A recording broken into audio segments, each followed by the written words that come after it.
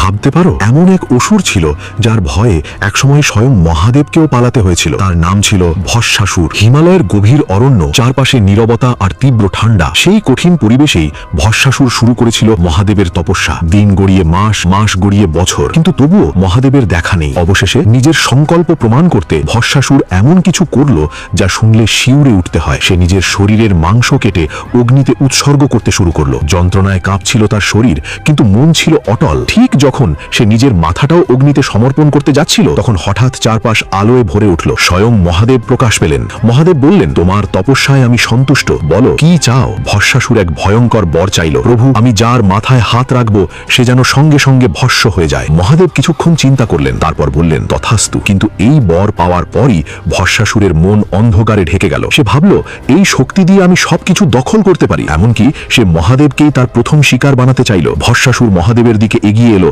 আর তখনই পরিস্থিতি ভয়ঙ্কর হয়ে উঠল। নিজের দেওয়া বর থেকে বাঁচতে স্বয়ং মহাদেবকেও সেখান থেকে পালালেন। 3 লোক জুড়ে শুরু হলো আতঙ্ক। দেবতারা দিশেহারা হয়ে সাহায্যের জন্য ছুটলেন ভগবান বিষ্ণুর কাছে। তখন সৃষ্টিকে রক্ষা করতে বিষ্ণু ধারণ করলেন এক অপূর্ব রূপ, মোহিনী। নদীর তীরে শান্ত পরিবেশে মোহিনী উপস্থিত হলেন। তার সৌন্দর্যে মুগ্ধ হয়ে ভস্মাসুর সব ভুলে গেল। সে মোহিনীর কাছে বিয়ের প্রস্তাব দিল। মোহিনী মুচকি হেসে বললেন, আমাকে বিয়ে করতে হলে আমার প্রতিটি নৃত্য ভঙ্গি তোমাকে হুবহু অনুকরণ করতে হবে। মোহে অন্ধ হয়ে ভস্মাসুর রাজি হয়ে গেল। নৃত্য শুরু হলো। ধীরে ধীরে গতি বাড়তে লাগলো। ভস্মাসুর এক এক করে সব ভঙ্গি নকল করতে লাগলো। শেষ মুহূর্তে মোহিনী নিজের হাত তুললেন মাথার উপরে। ভস্মাসুরও না ভেবেই একইভাবে নিজের মাথায় হাত রাখলো। আর তারপর এক মুহূর্তে জ্বলে উঠল ভয়ঙ্কর আগুন। নিজের বরেই, নিজের হাতেই ভস্মাসুর পরিণত হলো ছাইয়ে। এইভাবেই বুদ্ধি আর কৌশলের মাধ্যমে ভগবান বিষ্ণু রক্ষা করলেন পুরো সৃষ্টিকে। কমেন্টে লিখো, জয়